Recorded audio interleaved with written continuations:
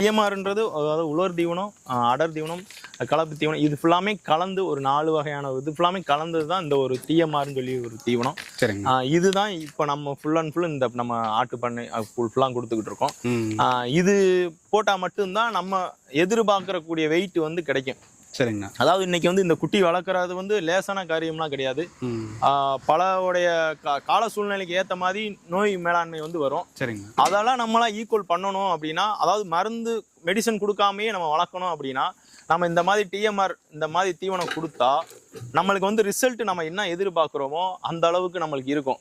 இதே நம்ம வந்து பருப்பு ஐட்டம், அந்த மக்காச்சோளம், அந்த பொட்டு ஐட்டம் கொடுத்து வளர்க்குறனால ஒவ்வொரு குட்டிக்கு கரெக்டாக போய் சேரும், அது சேராமல் போயிடும். ஆனால் இந்த டிஎம்ஆர் வந்து கொடுக்குறையில வந்து எந்த ஒரு பாதிப்பும் வரதில்லை. அதாவது லைவாக அதாவது இயற்கை சார்ந்த ஒரு தீவனமாக மாதிரி கொடுக்குற மாதிரி இந்த தீவனம் வந்து இருக்கும். மற்ற தீவனத்தை கூட கம்பேர் பண்ணுறையில் இந்த தீவனம் வந்து 100க்கு 100% கேரண்டியாக இருக்கும். உங்களுக்கு ஒரு அதாவது உயிர் எடையும் சரி லாஸும் சரி அந்த மாதிரி பிரச்சனை எந்த பிரச்சனையுமே இந்த டிஎம்ஆர் தீவனத்தில் எதுவுமே வராது. இப்போ பார்த்தீங்கன்னா நம்ம இந்த தீவனத்தை நம்ம எடுத்து வரையிலேயும் நம்ம அதோட வாடகைக்கு வந்து நம்ம இந்த குட்டி வந்து நம்ம அதோட தீவனத்தை வந்து எடுக்கிறக்காண்டி வரும். ஏதாவது பாருங்க, இப்போ இந்த குட்டியை பாருங்க, ஏதாவது கொஞ்சம் நெளிஞ்சு இது மாதிரி இருக்காது. நம்ம இந்த தீவனம் கொடுக்குறனால ஒரே ஈவெண்டாக வந்து இந்த மாதிரி குட்டி